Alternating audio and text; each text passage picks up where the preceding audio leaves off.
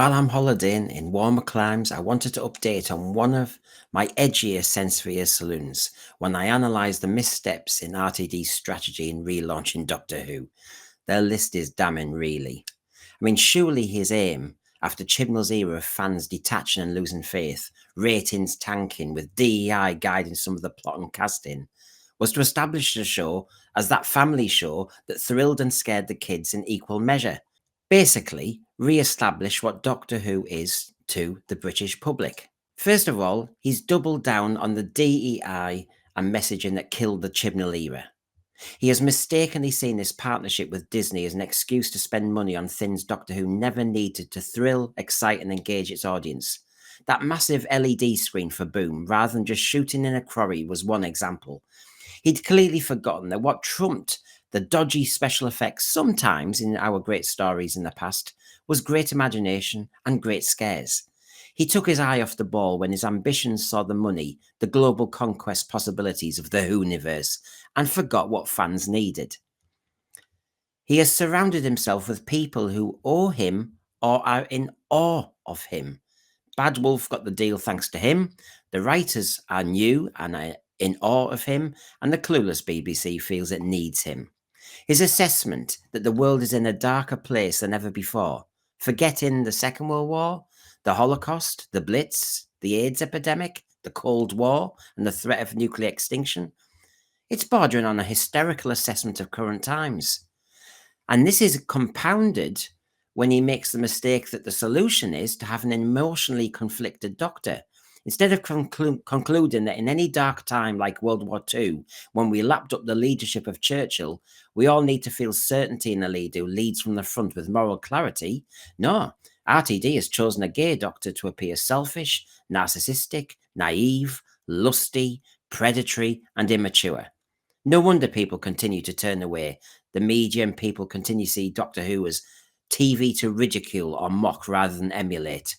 And of course, our superfan RTD has failed in one key area: to emulate other TV like Stranger Things, Buffy, and so on.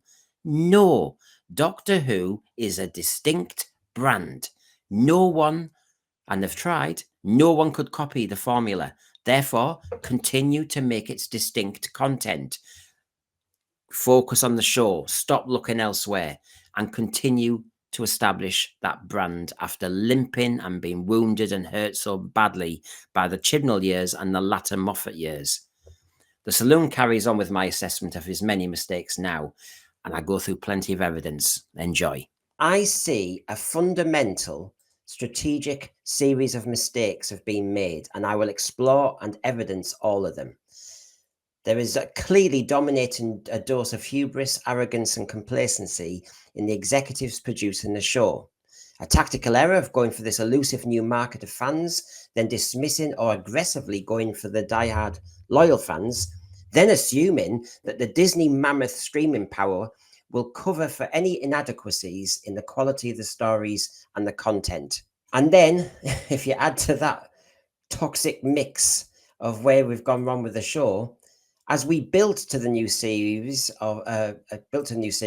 the Christmas season, the specials, and these three we've had so far, all we've heard over and over again is this is going to be the most controversial series ever. There's Millie Gibson saying so herself, and this is what it needs.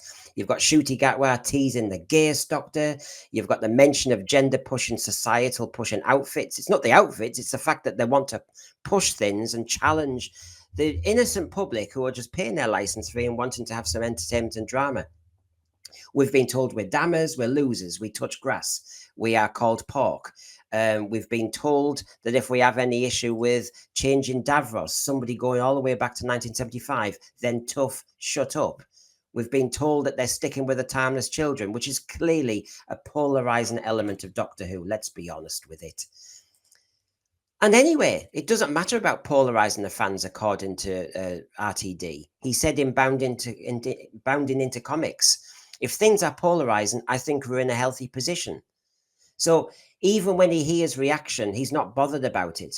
He said, I'm not dismissing fans at all. I'm not quite sure why I am when I'm talking about the history of the legend of the timeless child. Throwing Chibnall under a bus there. Doesn't mean much to me. But the idea of a foundling, an orphan who doesn't know who his parents are, rich emotional territory, I'm sticking with that. And his argument is that if he's polarizing fans, that means we're active and we're talking and we're vociferous and we're still in play. I think there's an assumption being made there because if we're active about it, he thinks we're still watching. We might be, and as I'll be saying in my Saloon live on Friday at 7 p.m, there are fans who've fallen out of the series, and I want to know why in detail. He says, we overstate the importance of discourse on Twitter. Well, I think all of the media do. But Twitter is where some of the active voices are. You can't dismiss them totally, I'll be honest with you. So you've got a heavy, heady, toxic mix of things going on here. And then, of course, look at the media background of all this. Oh, and by the way, on the polarized fans, he's never worked in a restaurant, has he? And they ask you for feedback on their service. You don't want polarized feedback. You want positive feedback. So when he says polarized is great, no. I don't think he's been a public servant. But take a look at this. While he's dismissing people who are talking about the show and maybe not saying what he likes, the TV and other media organizations are doing it for him. The media clearly is lukewarm about this series. It's getting average views. There's no hype in the UK. There's no real feel of momentum. It is taken off. Sorry, it's not taken off. And why? Let's just say too much change all at once. He's changed the origin of the Doctor. He's agreed with that. The Doctor's now gender fluid, and that's confirmed all the way back from 2017 with the mess on Time Lords and everything. It is looking Americanized to me. It's changed when it is even watched. The Doctor's more emotional and vulnerable. He's crashed the 14th Doctor into some emotional wreck, left in the garden weeding. He's gone heavy on fantasy because he's got no ideas left. He's got this new TARDIS designed with a sledgehammer from the toy maker. He's changed Davos completely. The Sonic is seen as a dangerous weapon. We have pronoun debates. We have a drag queen villain. The second episode was a bit musical and broke the fourth wall. A lot of change, RTD. And you're wondering why you've got active fans. Now, let us remind ourselves of where we stand with the ratings. And even since I prepared these, have changed for the worse again. So you can see episodes 1 and 2 got over the week 4 and 3.9. Actually, it's been revised down to 3.6, 3.5 kind of area because it looked as though Barb had been playing with the figures a little bit and adding a lot of revised screenings, which is normally counted in the plus 24. So we have fiddling of figures. The figures are worse than even that. Both of them are in the 3 millions. Okay. You then have the fact that they have pitched their whole wagon of Doctor Who on the young market. Now, obviously, I was a young fan myself, so I understand that, except the way they're pitching to the youngsters, I think, is the problem. So 7% of the 4 to 15-year-olds watch Space Babies, and 13% of 16 to 34-year-olds watch Space Babies, leaving about 80% of the diehards to kind of carry this show. And you can see again, you only had 7%, 7% watch Devil's Card, 5% Space Babies of the 4 to 15 generation. And it wasn't too much better with the 16 to 34s. Thank you to Gary Lee for doing that for us. Look at that from Samba TV. Generation Z, the percentage of streaming time spent on each service. If you take a look at that, you'll see that only 5% of any streaming time by Generation Z is focused on Disney+. So every part of Doctor Who seems to have been pitched towards a market that isn't using Disney+ and actually isn't really watching TV anyway. But you're hoping that the rest of the diehards hang around.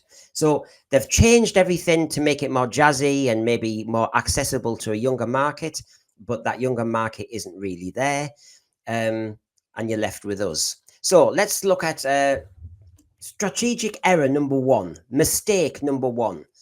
You can see, and most of my evidence today is from these two documents, LA Times and Time, both from May this year.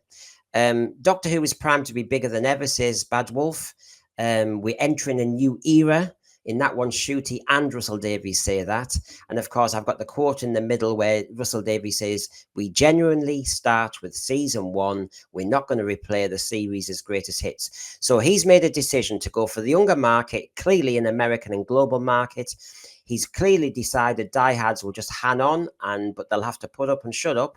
And he's decided that this new era is going to be what the show is all about. And I think this is a massive, massive mistake. Why do I think it's a massive mistake? He said it's a different kind of Doctor who's going to have loads of queer energy, who's going to be much more emotional, much more vulnerable. He's going to be a foundling to almost replicate the story of Shooty's refugee start to life, really, from Miranda. Okay, right. Now, this is where I think everything's coming off the rails, and this is why I think we're starting to hit problems. So, if you take a look at this, he wants new viewers. He's going to focus on attracting new viewers to the series. He believes existing Doctor Who fans will come along for the ride. Now, I've asterisked that because that is one hell of a risk he's taken there. One hell of a risk. He will assume that diehard fans, loyal fans, the older fans will just turn up, even if they find a lot of the language is confronting. That's my error too. I'll come to that in a minute. And also that the content is not the same and maybe it's not the quality. So he's going to focus on new viewers. He's willing to go to door to get new viewers to tune in. So clearly he's pitching for new. Now, assuming old fans are going to come along because we get tidbits about maybe Susan Foreman coming back and who the hell's Mrs. Flood and that sort of thing. There's a massive assumption being made there by RTD that we can put up with an awful lot. Now, take a look at this. And this is where I think Bad Wolf, and it's not just RTD, I'm making a major error. I'll make it bigger for a moment there. Now, this is Jane Tranter, another executive producer, obviously founder of Bad Wolf with Julie Gardner. She says, often with the regeneration of the Doctor comes a new era. What it means is that the show, by necessity, gets a kind of injection of freshness because the Doctor changes, the writers change, the showrunner changes, the producers change. Right, can I just call out the elephant in the room here? We've gone from Chris Chibnall, who worked on Torchwood, provided a few stories for RTD in the first era, to going back to RTD himself from the first era, with Stephen Moffat as one of the writers and executive producer, with Phil Collinson, with Julie Gardner from the first era, with Murray Gold from the first era. Could I go on? Yes, you know I could go on. Basically, she's making an argument for regeneration and this is a new era, replicating the same words and the same mission statement and the same strategy as RTD, except they're forgetting one thing. They're not new. They're not fresh. They're not new to this at all. It's the same old group from 2005 to 2010 who were successful, I'll grant them. And I, for one, wanted RTD back after the hellhole of the Chris Chibnall era. But I understand now he's a changed man and he's got a different agenda. So how new is this show?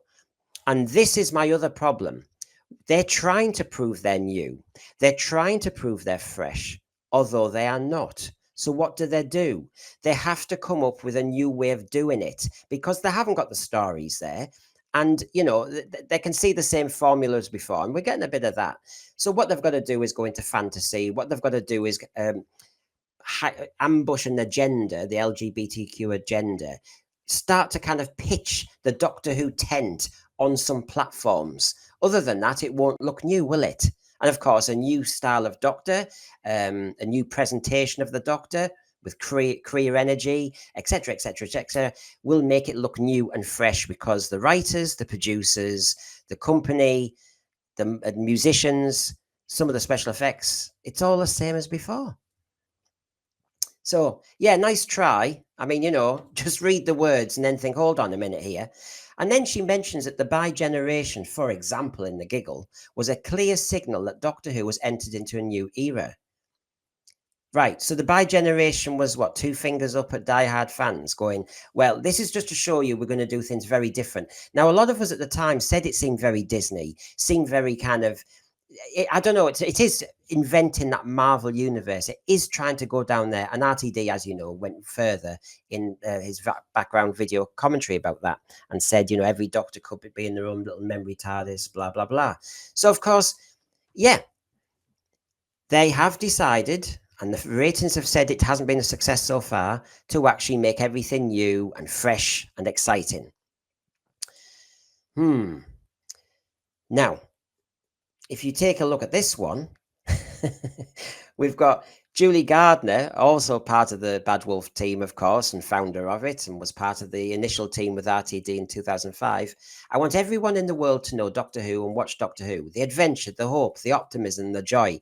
I, for one, agree with you, Julie. I think you do understand the spirit of the show. The trouble is, because you've hired back RTD this time, you're not going to get that, or you haven't been getting that because you're getting other things as well. And you hear here that Bad Wolf really do want to be very ambitious and go big with Doctor Who, and therefore we want new fans, but surely to build on the old fans and keeping them there rather than putting them off. So I'm trying to say to you, they say they're new, but they're stale. They say they're new, but they've got the smugness that they've done this once. And I don't see any challenge going on there. But it's interesting to see their ambition. Now,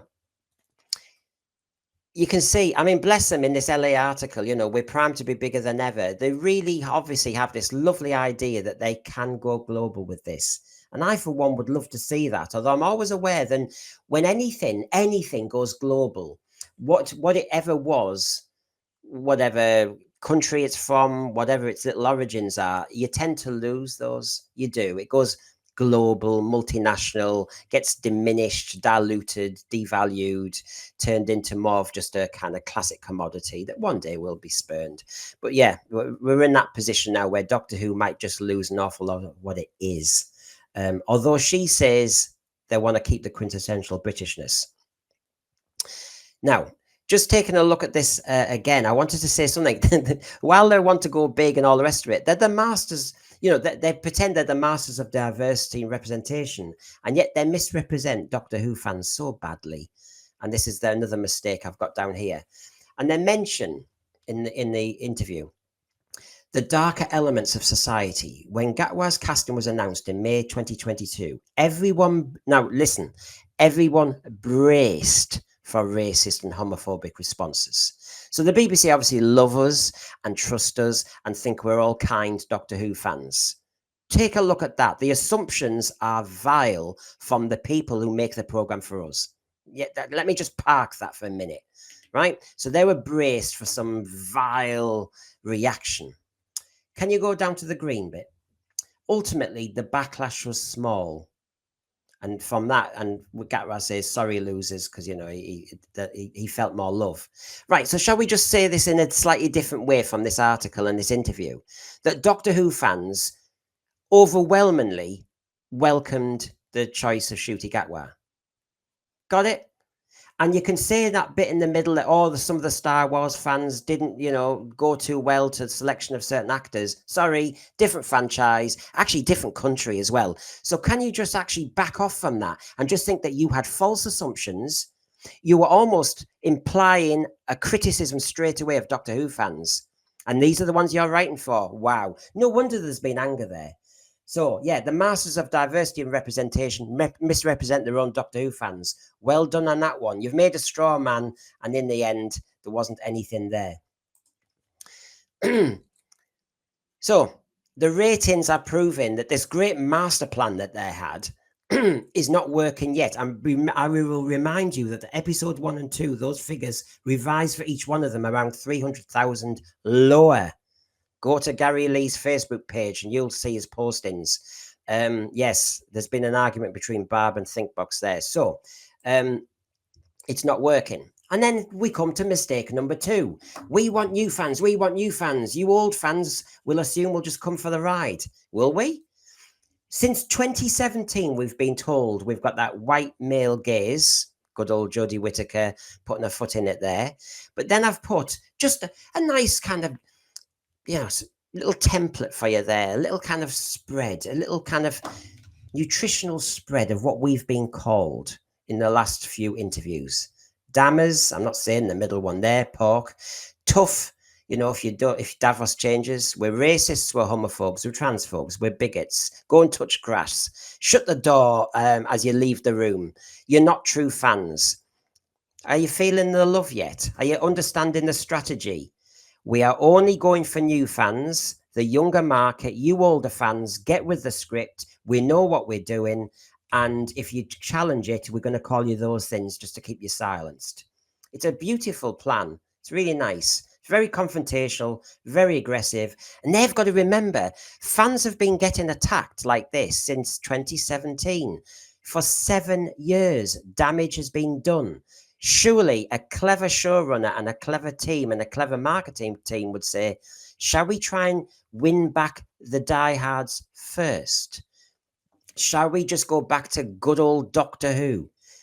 This is a misstep, an absolute misstep, to get so cocky that you think you'll win so many new fans over that you can speak to the old ones like that. And as I've just proven in the slide before, they thought we were that, but we proved we weren't. But the mistakes carry on, don't they? RTD talking about we live in heavy times. Anything specific? I mean, what is it about heavy times? When were there not heavy times? I mean, when people lived in the Blitz and Second World War, heavy times. When people lived through the potato famine in Ireland, heavy times. I mean, I could go through every iteration. Why did people do the Jarrow marches? Why did we have mass unemployment in the 1920s? Come on. Heavy times? Well, I think every era has its challenges. Stop being so melodramatic. So we live in heavy times. I want people of all ages, frankly, to turn from the news and to turn from whatever aggression there is online. Yeah, we hear it from you lot. And to come to a nice, safe space. Now, I find this so ironic. Doctor Who, according to RTD and Bad Wolf, is a new, nice, safe, cozy, comfortable space for us. But only if it's on the terms that they're laid down and we accept them. Because equal to that, you can see I've used it in nearly every one of my saloons. The gender pushing and the societal pushing agenda is there, agreed from costumes onwards, dialogue, the lot. Casting. So basically, I want Doctor Who to be a safe space. For who? RTD, for who? Because it's not a safe space for the diehards, because they're finding every bit of dialogue, choices of content quite challenging and different to how it was done before. Different can be good, but there's been, as I listed, so much change. Is this really working? So I find it very interesting that he's decided that Doctor Who, I think, you see, instead of it being a safe space, it's more of a triggering space. It's more of a Doctor Who battleground. He's chosen Doctor Who to be his battleground on politics. Am I just kind of making this up? Well, look at the Time magazine. Yeah? And even Millie Gibson, because remember, these have all got the script from RTD. They all know what we're trying to do with this new show. And Millie Gibson says in the Time article, the season is full of absolute fire and themes that have never really been discussed before on a platform like Doctor Who. Doctor Who's not a platform. Doctor Who is a drama and entertainment show. Used to be educational show. Doctor Who should be good story writing and good drama with good characters. Platform. I wouldn't ever say The Green Death was a platform. I wouldn't have said Planet of the Spiders was a platform for what, Buddhism? I mean, platform. And so they give away in the language. They give away that they have an agenda. They agree with the agenda while they're on the program, and that this agenda is to spread their polemic, to lecture, to be didactic, to give us speeches, to get on their soapbox, to shout at us and patronize us. Because remember, they thought we were racists when we proved we weren't. Right. Okay. You can see I'm really happy. Feel really loved. So it goes on. I mean, I could show how many examples. So while we're getting this nice background to Shooty, he's bought a house in South London. Yeah, bought a house, so he's doing very well. I know we've heard where he found it hard. He even lists this. It's a really traumatic moment for him. I know he says he's faced some oppression in Britain, even though the country, I think, give him a good start to his life from the age of 2. He got into the Glasgow Conservatoire, so that's well done. He actually even talked about that he actually had to do, while he was studying drama, he had to also work at the same time. I mean, it's a new one on me, that one. I've never done that. When I was at uni, I never had another job. When I was doing my A-levels, I was only working in a hotel 8 hours a night, getting in late, 3 or 4 in the morning, and then getting back to college at 8 in the morning, cycling there, writing essays, doing exams. Oh gosh, new thing. So I can feel the oppression. Gosh. Anyway, within this article, he always says, you can see in the red at the bottom, a few people have written to me that no, red is my problem. Gatwa agrees that there is a slow backsliding toward old formulas that work, less diversity, less pushing for different stories to be told.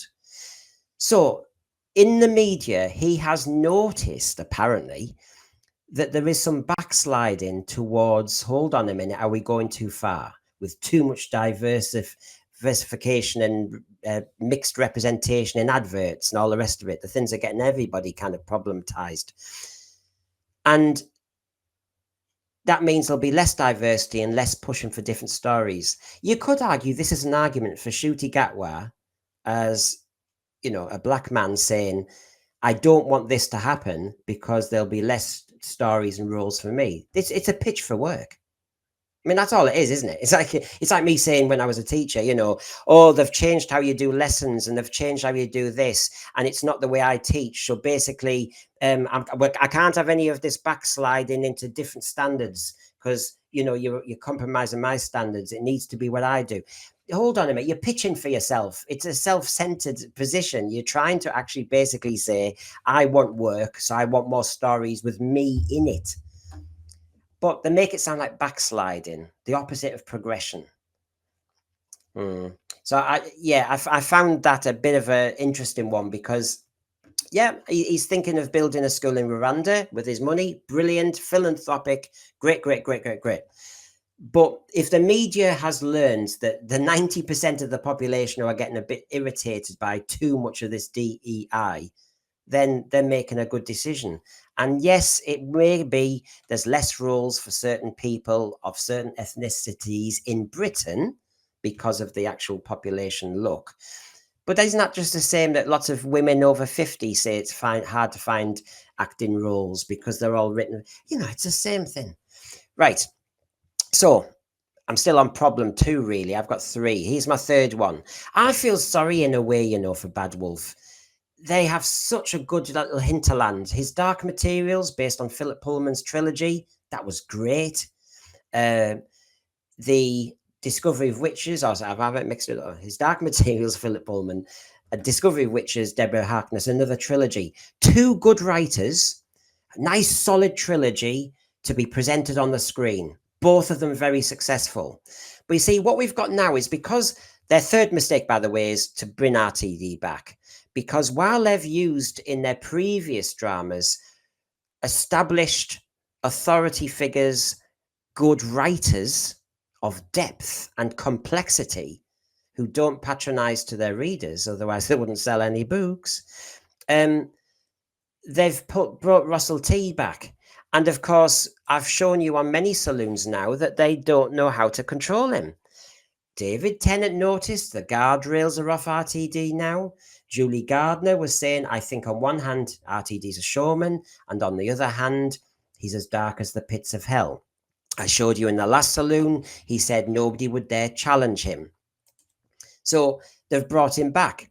Mind you, one problematic bit of all this, who can control him, is that in red here, because Russell Davies says, I also wanted to do Doctor Who with people who will push me because I would rather die than hand in a bad script to Julie and Jane.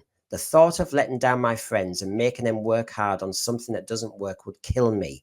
I knew they'd keep the standards high, which is strange because he doesn't like to be challenged by anybody. So either he just knows they agree with him, or he just daren't deliver a bad script because they'll give him like a mum's, stern look at them. I don't know, but something doesn't stack up here. It's a lovely cozy network, though. This new, fresh era of Doctor Who with fresh blood and everything. And I don't want to let down my friends. And I think my third phone call was phoning my friend Stephen Moffat. One of my early phone calls was phoning Chris Chibnall and seeing if he wanted to come back. One of my other earlier phone calls was to phone Murray Gold and see if he wanted to come back. Friends, friends, friends. This is the new era of Doctor Who, which sounds very like the old era, but a bit angrier. And then you've got the ambition on the other side of it, that Davey says this is a new show. The show needs to be bigger. The show needs to go forward. We're now on a big streamer. So you've got their ambition, and they've brought him back angrier. And so, as I'm going to say now, while we've got all these great ambitions, which the ratings aren't showing, in effect yet, let's just quickly think of the stories that he has delivered so far. A comic strip story that crash lands, the Doctor gets it wrong, the Wrath Warriors get killed because of his mistake. He can only resolve it by needing women. We would get a mention of the boss to keep the old fans slightly interested, and we had a trans child, which is a problematic thing. Read the cast report. We then had an empty spaceship, and while beyond invisible aliens who stare, then chase, then get big and fat. The Doctor nearly kills Donna with a terrible error, really, and we learned he fancied men. Then we had the toy maker causing chaos, but then great that the Doctor learned how to play throw and catch with the ball, the bi-generation nonsense, so that two people could be throwing the ball. Maybe that was the genius writing. 14th Doctor had to be retired and was emotionally wrecked. Not a heroic ending. Then we had the goblins stealing babies and a Jack and the Beanstalk plot where he goes up and down the rope with his Mavity gloves, which ends up helping him kill the Goblin King. We had baby refugees in space, a bogey monster, methane propulsion ship. The Doctor needs to work it out. But Ruby had the solution. She said it's a fairy story, and he went, oh, yeah. The maestro appears to silence the world of music. The Beatles actually saved the day. The Doctor got stuck in a drum, and then the Doctor has a dance. The Doctor then stands on a landmine and works everything out by standing on the landmine. That's what we've had so far. Are you hearing any big science fiction concepts? Are you hearing very complex ideas like Discovery of Witches would have, or his Dark Materials? I mean, it's not the same quality. They could have gone for a different type of writer, I would suggest, rather than picking a friend. So we come to actually the fourth mistake I think they've made, which is, and it's nothing against Disney at all. I think they've made the mistake that Disney will just solve everything for them, which is if we stream to the whole world on such a powerful mammoth platform as Disney, the content and the stories don't have to be high quality. We'll just have reach. So basically, those who are looking for quality, maybe the die-hard fans who want canon to be applied a little bit, etc., doesn't matter because we'll have reach. And the trouble there is you better make sure you get reach. Otherwise, you've not planted that root and you've uprooted your diehard fans. And in the end, you've got a real problematic situation. Remember, after 7 years of attacking us and changing the Doctor Who canon.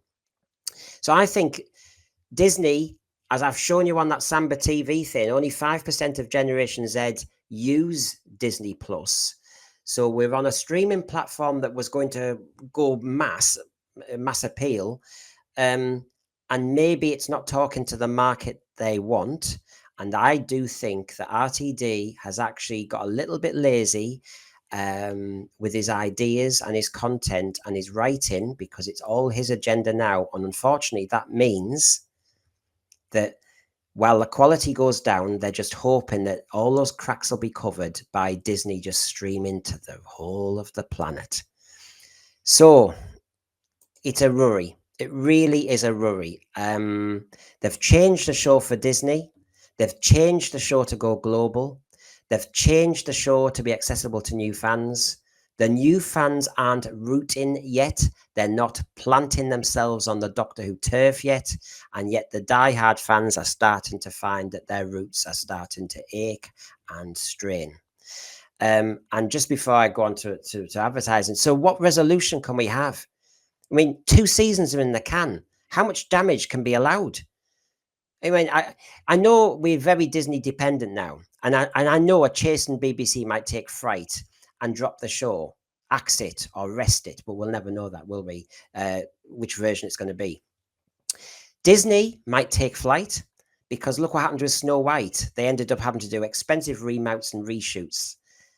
I honestly think at the moment that the BBC and Disney will plow on regardless with the 2 seasons. Now, Disney's got a different decision to make about whether they carry on with season 3. I mean, if Disney dropped it, I think the BBC will probably drop it because they see the problem as going all the way back. I mean, they caused the problem, but from 2016 onwards, that the BBC has seen Doctor Who as basically this awkward thing and they don't understand it. So basically, I think if Disney drop out, I think the BBC for now will drop out. I say for now, we don't know what's in the stars. The trouble is, RTD and Bad Wolf have ran before they could walk. It needed new blood. Instead, they got the old crew back. And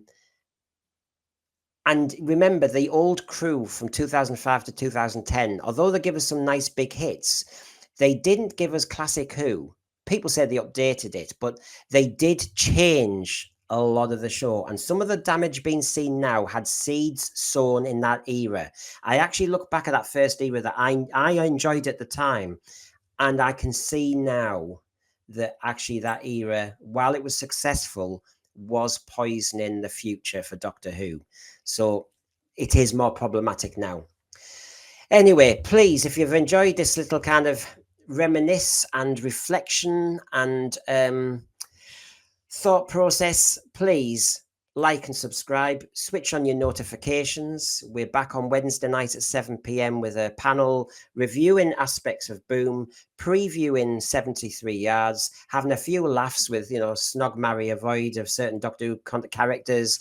We've got an item on episode 3s. I'll tell you more on Wednesday night at 7 p.m.